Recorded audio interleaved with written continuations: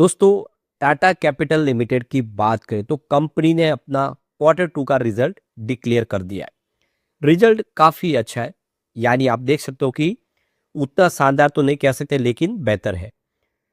अब रिजल्ट के अंदर इस बार क्या क्या अचीव किया और कहाँ पे कमी रह गई उसको अच्छे से समझने की कोशिश करेंगे। मैनेजमेंट का क्या कहना है इस रिजल्ट को लेकर उसको भी जानेंगे। टाटा कैपिटल ने अभी रिसेंटली ही बाजार में लिस्टिंग दी है और स्टॉक आप देख सकते हो कि कोई खास दौड़ लगाया नहीं है।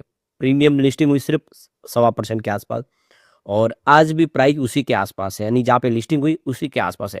आज जरूर इसने पॉजिटिव क्लोजिंग दी है बाजार में गिरावट के माहौल में, लेकिन आगे की क्या उम्मीद है उसको समझेंगे। वैसे रिजल्ट 4-5 सालों में कैसा रहा उसको भी एक बार जान लेंगे, जिससे आपको समझ में आएगा अच्छे से कि टाटा ग्रुप का जो सपोर्ट है इस कंपनी को क्या आगे लेके जा सकता है या फिर गिरावट की संभावना बनेगी। लेकिन फ्रेंड्स, उससे पहले अगर आप पहली बार हमारे चैनल पे आए तो चैनल को सब्सक्राइब कर दीजिए, एक बेल आइकॉन दबा दीजिए ताकि जब भी नया वीडियो बने पहला नोटिफिकेशन आपको मिले। वीडियो पसंद आए तो लाइक से जरूर कीजिए। चलो फ्रेंड्स, वीडियो स्टार्ट करते हैं। मैं हूं आपका दोस्त SB दवे और हमारे अपने चैनल ऑनलाइन कमाई में आपका बहुत बहुत स्वागत है।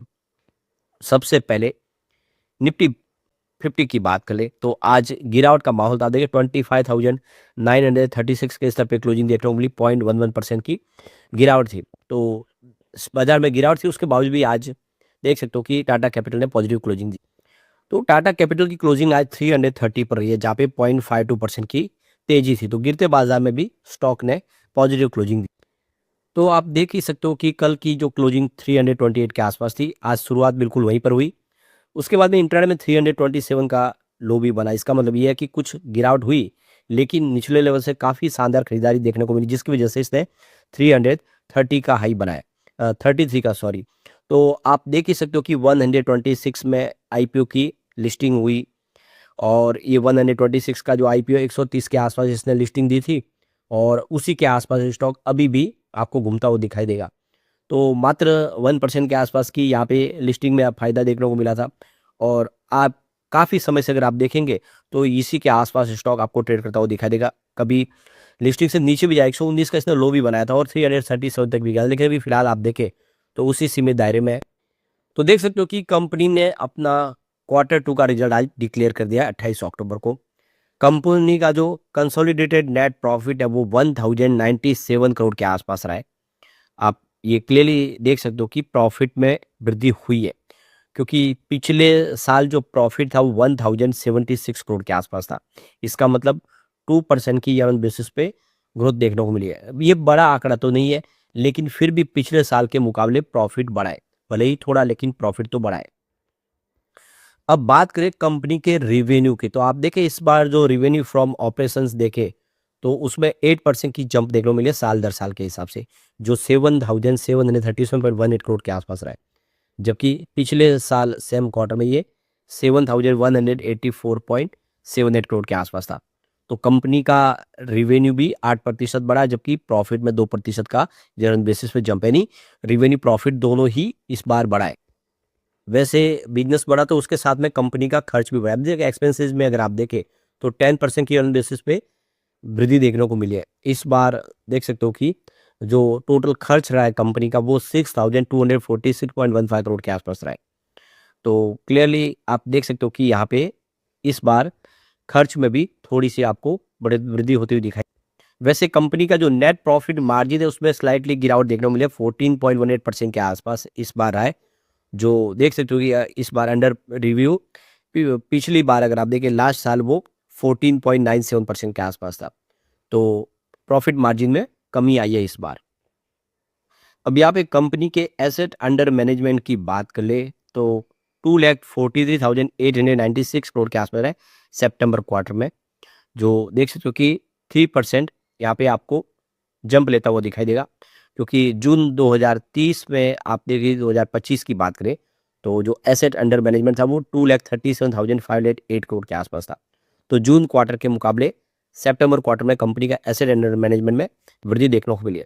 अब रिटेल और SME सेगमेंट का प्रदर्शन देखें तो उन्होंने 88% का योगदान दिया है बिजनेस के अंदर, जिसमें टाटा कैपिटल की जो ग्रॉस लोन बुक है उसमें साथ में अब देख रिटेल अनसिक्योर्ड लोन अकाउंट देखे तो उसमें 11.6% की वृद्धि देखने को मिली है।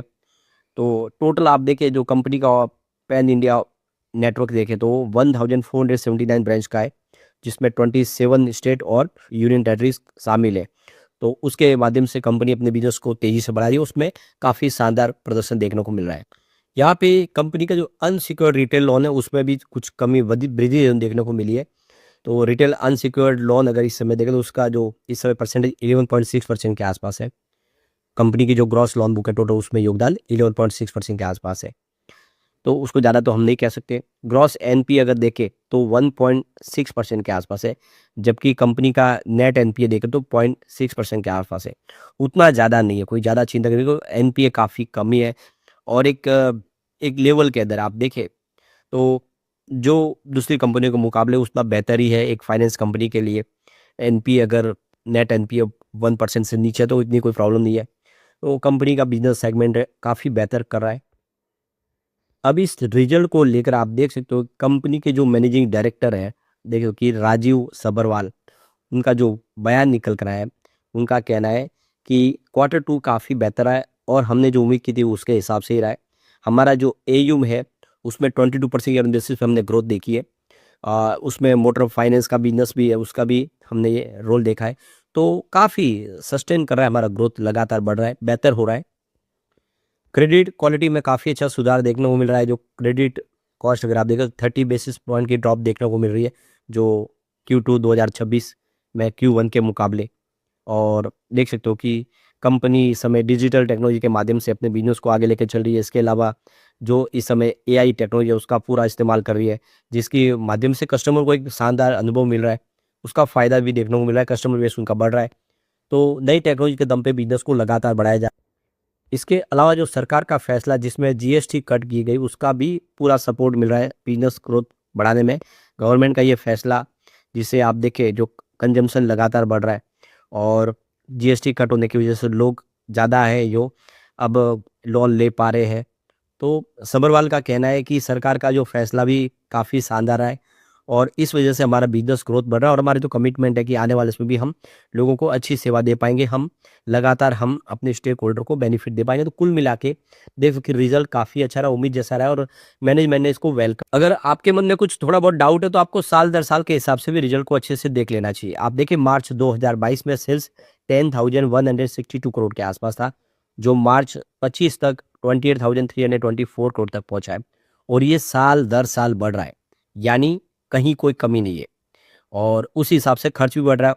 देखो कि 2,908 करोड़ के आसपास खर्च था 2022 में, जो 25 में 8,032 करोड़ तक पहुंचा है। वैसे खर्च काफ़ी ज़्यादा बढ़ा है, मार्च 25 में खर्च एक्स्ट्रा हुआ। और ऑपरेटिंग प्रॉफिट आप देखिए बहुत तेज़ी से बढ़ा है, 7,253 करोड़ के आसपास था मार्च 2022 में, जो मार्च 25 में 20,292 करोड़ तक पहुंच गया है और लगातार ऑपरेटिंग प्रॉफिट बढ़ रहा है। तो क्लियरली ये सिग्नल है कि बिजनेस पटरी पे और तेज़ी से बढ़ रहा है। अब बात कर लेंगे प्रॉफिट की, तो अभी नेट प्रॉफिट 1,801 करोड़ के आसपास 2022 में, जो 2025 में 3,655 करोड़ तक पहुंच गया है। तो ये आप क्लियरली देख सकते हो कि प्रॉफिट लगातार बढ़ा। आप देखिए 1800 से 2900 करोड़, उसके बाद 3300 करोड़, 3600 करोड़, यानी लगातार वृद्धि हो रही है। ये साल दर साल आप क्लियरली देखोगे प्रॉफिट कहीं रुक नहीं रहा है। इसके अलावा ईपीएस बढ़ा है 4.69 रुपीज़ के आसपास 2022 में, 23 में 8.51 रुपये तक पहुंच गया, 24 में 8.41 रुपये, तो सीधा 2025 में ये 9.64% रुपये तक पहुंच गया। इससे उम्मीद है कि आने वाला समय काफ़ी बेहतर होगा। डिविडेंड पे आउट बढ़ा 3% के आसपास था 2022 में, जो 25 में 4% तक पहुंच गया, यानी आपको अच्छा खासा प्रॉफिट में हिस्सेदार भी बना रही है कंपनी। ऐसे में कोई चिंता की बात नहीं, शेयर की प्राइस उतनी बड़ी नहीं है, तो आने वाले इसमें यहाँ पे देखो कि टाटा कैपिटल बेहतर करता हुआ दिखाई देगा। लेकिन फ्रेंड्स, कोई भी इन्वेस्टमेंट करने से पहले अपने फाइनेंशियल एडवाइजर से एडवाइस ले ले या अपने खुद का रिसर्च करें, क्योंकि मैंने वीडियो आपके एजुकेशनल पर्पज के लिए ही बनाया। वीडियो पसंद आए तो लाइक से जरूर कीजिए और चैनल को सब्सक्राइब कर दीजिए। Thank you friends.